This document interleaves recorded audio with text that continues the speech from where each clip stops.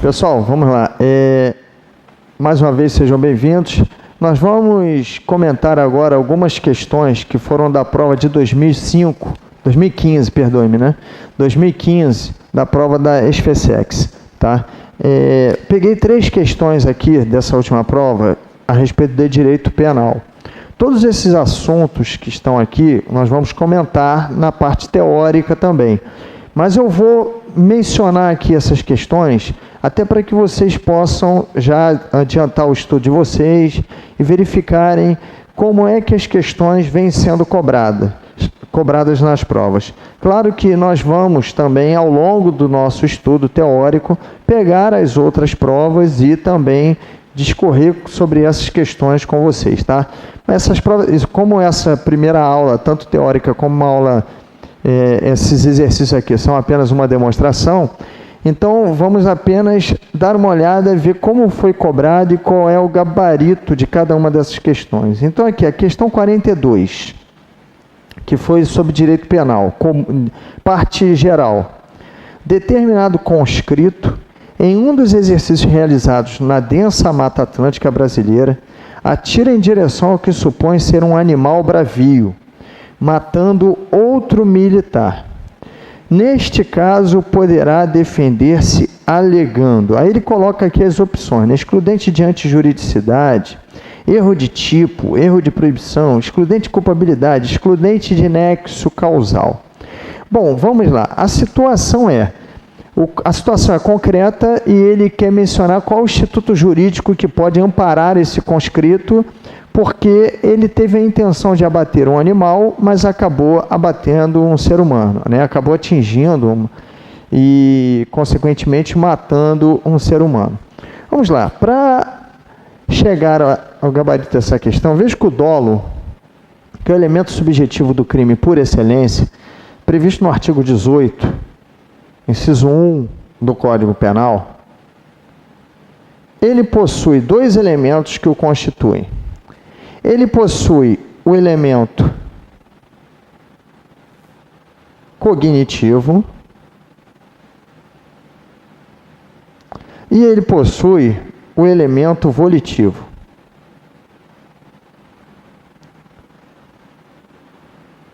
Então, o dolo é formado por conhecimento e vontade. Estamos falando do dolo conforme descrito no artigo 18, inciso 1, tá? E que faz parte do tipo subjetivo dos crimes, porque os crimes têm o tipo objetivo e o tipo subjetivo, tá? Qual foi o ilícito que ele, em tese, incidiu? Artigo 121 do Código Penal. O artigo 121 do Código Penal traz lá a descrição: matar alguém.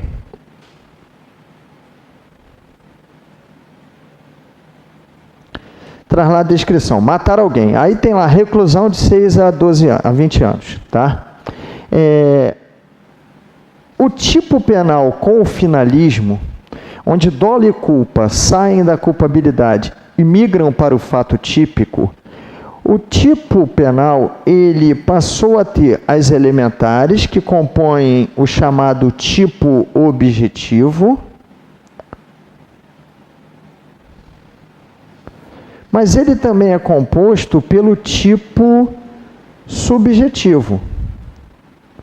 E o tipo subjetivo constitui ou o dolo ou a culpa, constitui-se ou no dolo ou na culpa. O artigo 121 trata do homicídio doloso, enquanto que o artigo 121, parágrafo 3º, fala do homicídio culposo. Fala do homicídio culposo. Vamos lá. Quando ele atira no aspecto objetivo, ele mata uma pessoa, objetivamente falando, ele preenche as elementares do tipo objetivo? Sim, verdadeiro. Mas no aspecto subjetivo, não. Por quê? Qual era a intenção dele? Atirar no animal. Objetivamente, ele atirou em alguém e matou alguém, mas a intenção era atirar no animal. Por que que isso ocorre? Porque falta a ele o elemento cognitivo. Ele representa incorretamente artigo 20 do Código Penal, ele representa incorretamente, a realidade é uma, mas a realidade representada na mente dele é outra. Trata-se de uma falsa representação da realidade. A realidade fática é uma, ele vai atirar em uma pessoa. A realidade na mente é outra. Então ele não sabe o que está fazendo, consequentemente não pode ter vontade de fazer. Por isso que o erro, a falsa representação, porque erro é falsa representação. Porque o erro, a falsa representação sobre um dos elementos da descrição legal do crime, isso é o que está dizendo o artigo 20. O erro sobre um dos elementos que compõe a descrição legal do crime, no caso, o erro dele recai sobre esse elemento que compõe a descrição legal do crime, exclui o dolo. E vai excluir o dolo sempre. Por quê? Se ele representa que ao invés de alguém existe um animal, animal não é elementar do crime de homicídio. Alguém é, um ser humano com vida. Animal não é. Então, se ele representa na mente um animal, ele não tem como intencionalmente desejar matar alguém. Então, por isso que o erro sobre o elemento, e esse é o erro de tipo, o que leva o gabarito para a letra B, o erro que recai sobre o tipo penal, recai sobre o preceito primário, sobre a descrição contida no preceito primário, exclui o dolo, porque sempre vai omitir dele a intenção de realizar a conduta que ele objetivamente realizou. Tendo em vista que se ele não tem conhecimento da realidade, não pode ter vontade de atingir aquele resultado. Então ele preenche apenas o tipo do ponto de vista objetivo, mas não preenche o tipo no seu aspecto subjetivo. Falta a ele o elemento do dolo. A parte final do artigo 20 diz que mas permite a punição por crime culposo se houver previsão legal. Permite não significa dizer que sempre vai responder pelo crime na forma culposa. Permite, por quê? Eu tenho que ver primeiro se o fato tem previsão legal, porque não existe crime sem lei anterior que defina. Princípio da legalidade que nós vimos lá na primeira aula teórica, né? No caso aqui, o homicídio prevê. Mas eu tenho que ver, e além disso, permite significa que eu tenho que ver se ele agiu com culpa. Eu tenho que verificar se ele matou alguém, pelo menos com culpa. Artigo 18, inciso 2 do Código Penal. Ou seja, eu tenho que verificar se esse erro de tipo essencial, que é um erro que recai sobre o tipo penal incriminador, se esse erro de tipo, se ele é inexcusável, ou seja, se ele é injustificável e, portanto, se ele é vencível.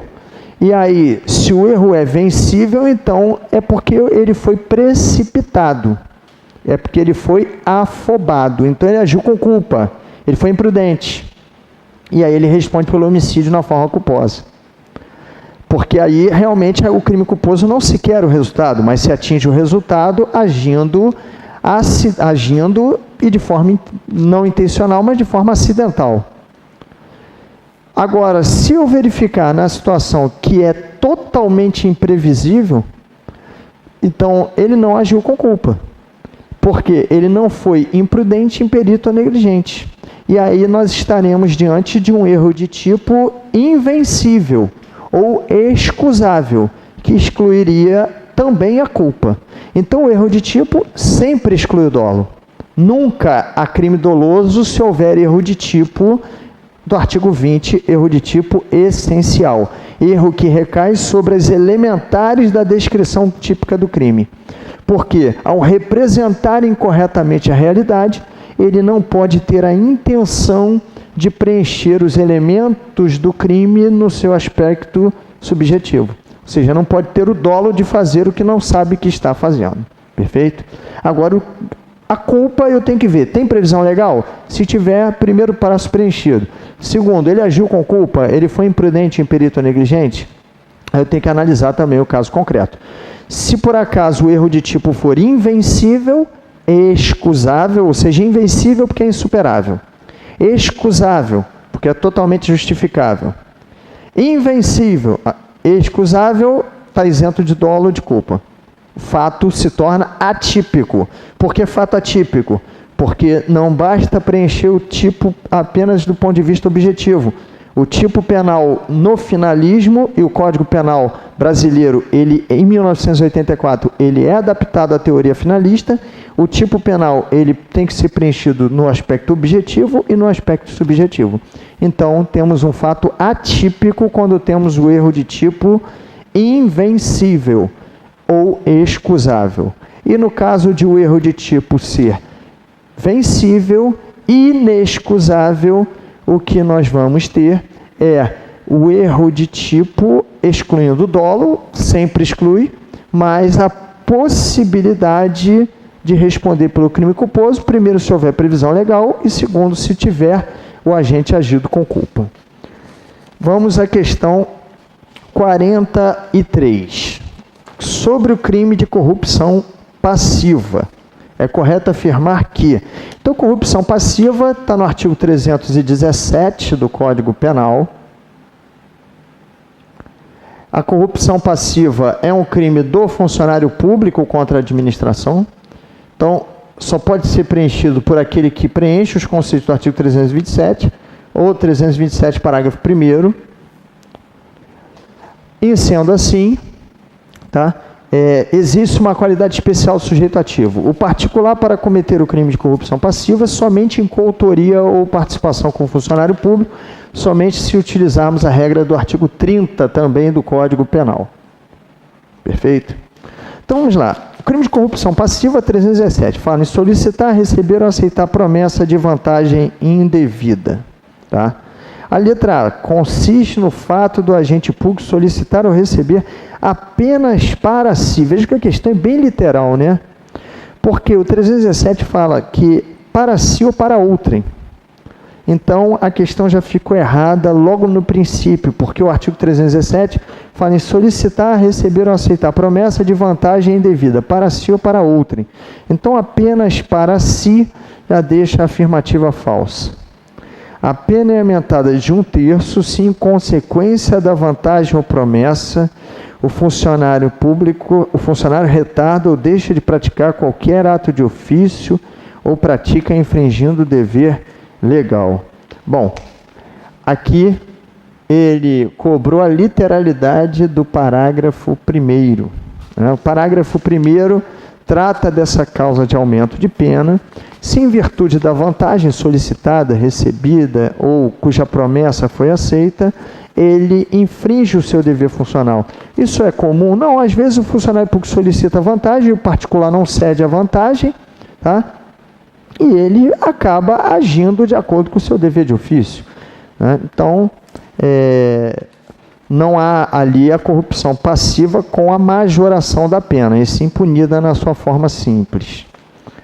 A letra C. Ocorre quando o funcionário público apropria-se de dinheiro, valor ou qualquer outro bem móvel, público ou particular, de que tenha posse em razão do cargo, ou quando desvia em proveito próprio alheio.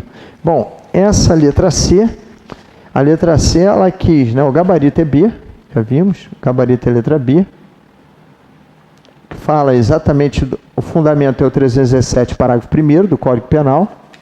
Agora, a letra C, ela está se referindo ao crime do artigo 312 do Código Penal. Ela está se referindo ao crime de peculato.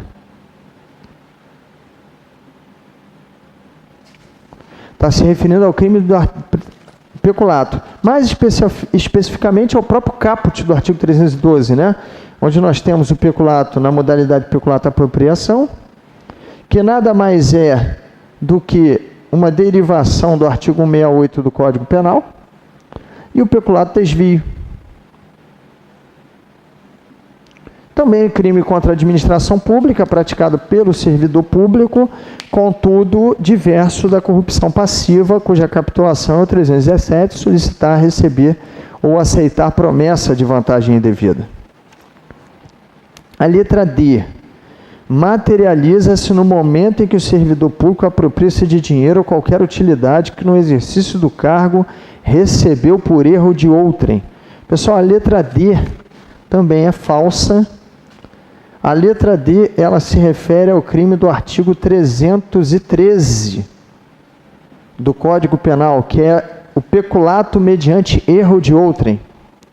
Também chamado de peculato estelionato, embora esse nome não seja tão apropriado, o mais correto teria sido chamar de peculato apropriação. Peculato mediante apropriação de coisa havida por erro de outrem. Porque ele é muito mais compatível com o artigo 69 do que com o artigo 171. Mas, apesar disso, a doutrina o chama de peculato estelionato. Mas vejam que no 313 ele não dá causa a isso. A coisa apropriada chega a ele por equívoco de outrem, equívoco esse que ele não provocou. Ele não deu causa a esse equívoco. Mas, por algum motivo, bem que deveria ter sido entregue, né? Dinheiro, valor ou bem, que deveria ter sido entregue a outrem, foi entregue a ele. Então, ao efetuar a entrega de material, por exemplo, de expediente, o setor responsável não encontrou o funcionário público, né? E identificou outrem, né? Como sendo responsável, falou, olha, você não é responsável, toma aqui, entregou, assina aqui. Foi havido mediante erro de outrem. Alguém chega a eu vi isso acontecer, um estrangeiro querendo pagar a multa para poder reingressar no país, ele pegou o dinheiro e deu a um policial federal. Aí não, peraí, eu não posso receber isso não, multa tem que ser paga no banco. Mas vejam, imagina, né? Se tivesse ele aceito isso, seria peculato mediante erro de outrem, tá? Porque chega às mãos dele algo que foi havido por alguém, que foi havido de alguém que está em falsa representação da realidade, está com uma falsa percepção da realidade. E a letra E, responde por tal crime pessoa que oferta dinheiro ou qualquer utilidade a um servidor público, para que este, no exercício do cargo, empreenda conduta omissiva ou comissiva a seu favor. Bom, essa é a conduta do corruptor. A conduta está no artigo 333 do Código Penal. Não é corrupção passiva, e sim corrupção ativa. Então, é corrupção ativa. A corrupção ativa tem lá os verbos oferecer e prometer. Né? Não existe a pessoa que... não existe a entrega. Então, quando há corrupção passiva, cujos verbos são solicitar, receber e prometer, a corrupção ativa, ela só existirá se o funcionário público recebeu o que foi oferecido, né? Ou aceitou a promessa do que foi prometido. Então, só existe essas duas correspondências. Não existe a correspondência do verbo solicitar. Agora, um último detalhe em relação a este crime é que ele é formal, tanto a corrupção passiva quanto a corrupção ativa. Crime tipo penal formal, lembrando, é aquele em que o legislador previu uma conduta, uma ação ou omissão e um resultado natural. Mas o crime se consuma com a ação ou omissão. Somente a modalidade de receber o tipo penal se torna crime material. Então, olha aqui, se o servidor público solicitou vantagem indevida e a solicitação se tornou conhecida, o crime está consumado. Se o particular ofereceu vantagem indevida ao servidor público, mesmo que o servidor público recuse, o crime de corrupção ativa está consumado, porque o verbo não é entregar, o verbo é oferecer. Agora, se o servidor público recebe, aí houve corrupção ativa e corrupção passiva. Se o servidor público, se o particular promete, então a vantagem é para o futuro, e o servidor público aceita a promessa, nós temos corrupção ativa, porque um prometeu, e corrupção passiva, porque o outro aceitou a promessa. Não é necessário que essa promessa se concretize, tá? E nem é necessário, para haver a corrupção ativa, que o funcionário público também cometa crime. Pode ser que a vantagem seja prometida e não seja aceita. Se a vantagem é prometida e não é aceita, só houve corrupção ativa, tá? Se o funcionário público solicita e depois recebe, o recebimento vai ser exaurimento do crime, vai ser pós-fato impunível. É o que normalmente acontece e atinge o mesmo bem jurídico. Ou seja, o que normalmente acontece, quem pede acaba recebendo. E se pediu e recebeu, não cometeu 2 vezes o crime, cometeu uma única vez, perfeito? Quando o servidor público solicita, o particular recusa, não há crime. Não há crime por parte do particular, só houve crime do servidor público.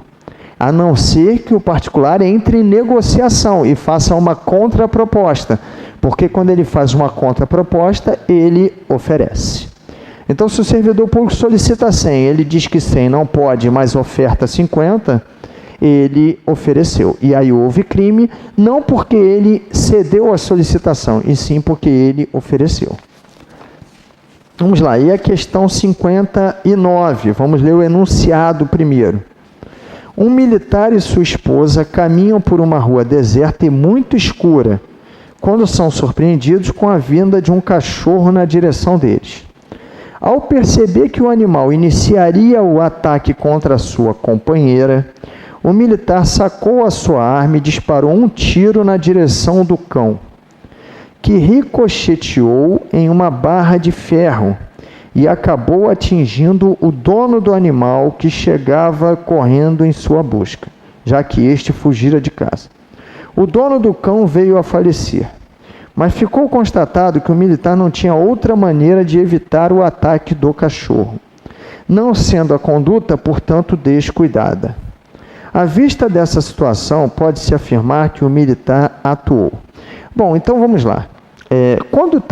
Quando há um ataque de um animal que não está servindo como instrumento de ataque por parte de um ser humano, nós não podemos falar que o ataque deste animal é uma agressão injusta, porque a agressão pressupõe uma ação humana. O animal, ele opera por instinto. Então, o animal, por instinto, ataca, mas isso coloca em risco a integridade física alheia. Então, existe uma situação que é uma situação de perigo e não uma situação de agressão injusta, que é o caso aqui da questão, tá?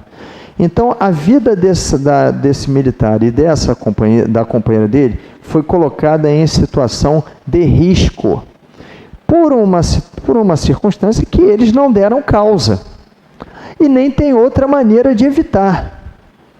É o que menciona o artigo 24 do Código Penal, tá? Do Código Penal comum. Então, age em estado de necessidade quem, para salvar-se de perigo atual, que não deu causa e de outra forma não podia evitar, tá? E cujo sacrifício não era razoável exigir-se, né? Então, ele vai sacrificar um bem jurídico alheio, no caso aqui o patrimônio, para preservar um bem de maior importância, que é a integridade física e a vida. O estado de necessidade previsto no Código Penal comum é o estado de necessidade justificante, tá? Quando estudarem lá o Código Penal Militar, vão ver que há alguma nuance lá. Mas no Código Penal comum, o estado de necessidade é o estado de necessidade justificante, é causa de exclusão da ilicitude, não de culpabilidade. Então, o bem jurídico a ser salvo, ele tem que ter um valor superior ao bem jurídico a ser sacrificado. Admite-se, no máximo, de igual valor. Tá? Então, o estado de necessidade no Código Penal comum é o estado de necessidade justificante. Ele atua como causa de exclusão da ilicitude. Então, tem que haver proporcionalidade entre o bem jurídico sacrificado e o bem jurídico preservado. Então, sacrifica-se o bem de menor valor para salvar o bem de maior valor. É a parte final. O sacrifício não é razoável. Por quê? Eu tenho que suportar o sacrifício de um bem de menor valor se for para preservar um bem de maior valor. Eu não posso sacrificar a vida alheia para preservar o meu patrimônio, alegando estado de necessidade, que os dois correm risco. Porque, nesse caso, o razoável é suportar o sacrifício patrimonial e não sacrificar a vida. Perfeito? Então, neste caso, só que a questão aqui foi um pouco além. Houve um resultado diverso do pretendido.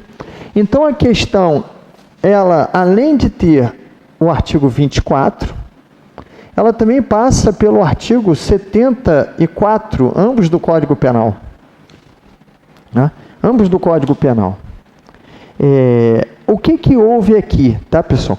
Houve uma ação em estado de necessidade com resultado diverso do pretendido. Eu não sei se o dono do cão... deixa eu ver aqui. Não, ele deixa claro, né, ficou constatado que o militar não tinha outra maneira de evitar o ataque do cachorro, não sendo sua conduta, portanto, descuidada. A questão ficou bem amarradinha. Olha aqui, pessoal, o que diz aqui? Ele, quando atirou, o tiro visava o animal. Eu não entendi aqui na questão, não sei se ele deixou claro que atingiu um tiro na direção do cão, que ricocheteou uma barra de ferro e acabou atingindo o dono do animal. Bom, não deixou claro se ele atingiu o animal ou não, mas isso aqui vai ser um pouco indiferente. Bom, o tiro foi efetuado contra o animal, mas houve uma falha que fez com que atingisse uma pessoa. Então, o que houve aqui? Ele visou o animal, vamos botar o animal aqui como coisa, né? Vamos botar o animal aqui como coisa. Com todo respeito aos animais, tá, pessoal? Antes que alguém... Hoje, inclusive, eu tenho animal de estimação, sou defensor dos animais, tudo isso, tá? E atingiu a pessoa. Então, o que houve aqui? Um resultado diverso do pretendido.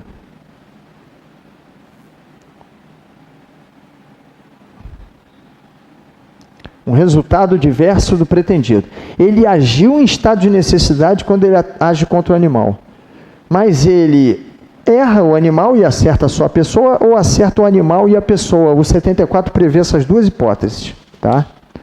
Ele prevê o resultado diverso do pretendido, quando só o resultado diferente do resultado inicialmente pretendido é atingido, e prevê o acúmulo objetivo de resultados, lá na parte final do 74, quando ele atinge o resultado pretendido e mais um acidentalmente. Tá? Aí o que ele menciona? Que responde pelo resultado diverso do pretendido, se o resultado diverso do pretendido é punível a título de culpa. As ações contra a pessoa são puníveis a título de culpa? Sim. Existem vários crimes previstos no Código Penal que são culposos em relação à pessoa. O homicídio é um desses. O artigo 121, parágrafo 3º, admite expressamente a possibilidade de homicídio culposo. Então, olha aqui, a intenção era atingir o animal, a coisa. Atingiu a pessoa. Resultado diverso do pretendido. Se atingiu também o resultado pretendido, nós temos um resultado diverso do pretendido cumulado com o resultado pretendido. Tá? Para o resultado pretendido, existe uma excludente de ilicitude, que é o estado de necessidade, conforme nós já vimos. Então, não responderá pelo primeiro resultado. Em relação à pessoa, poderia responder a título culposo. Contudo, ele deixa bem claro aqui na parte final, o dono do cão veio a falecer, mas ficou constatado que o militar não tinha outra maneira de evitar o ataque do cachorro no estado de necessidade, não sendo sua conduta, portanto, descuidada. Então, olha aqui, não houve descuido. O crime culposo é aquele caracterizado pela violação do dever de cuidado. A violação do dever de cuidado, ou seja, o crime culposo é consequência de um descuido, de um agir descuidado. Ele já deixou claro na questão, no enunciado da questão, que está comprovado que esse militar que fez uso da arma de fogo não agiu de forma descuidada. Então, se não agiu de forma descuidada, também não houve crime culposo. Porque para haver crime culposo, o resultado, eu tenho que ter um resultado previsível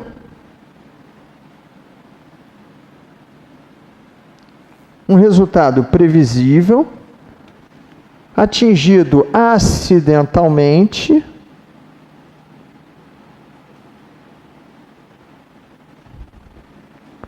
por uma violação do dever objetivo de cuidado, analisado, portanto, à luz do senso médio, do homem médio. Se fica caracterizado que ele não foi descuidado, então também não houve crime culposo. O que temos é um fato infeliz aqui, né? Então não houve nem o dano em relação ao animal, 163.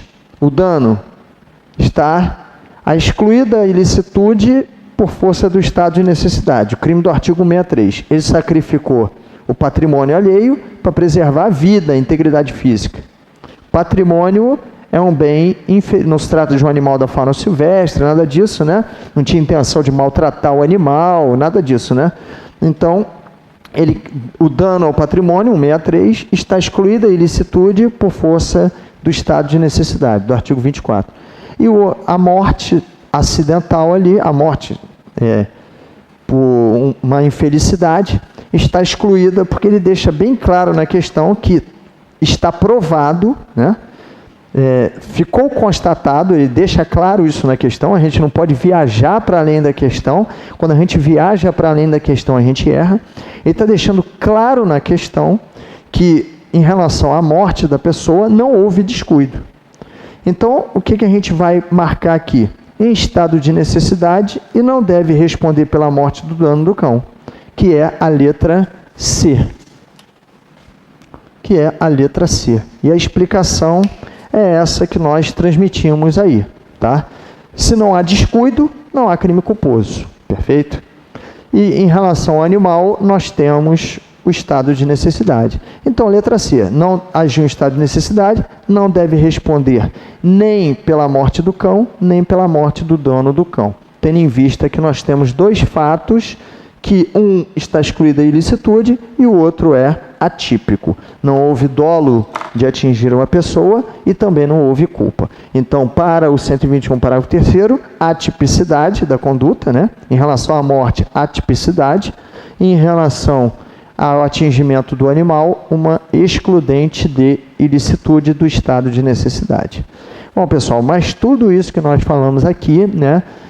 Pretendemos ver isso nas aulas teóricas também. Foi só uma amostra de como são cobradas as questões para que vocês possam começar a estudar, pelo menos na área do direito penal.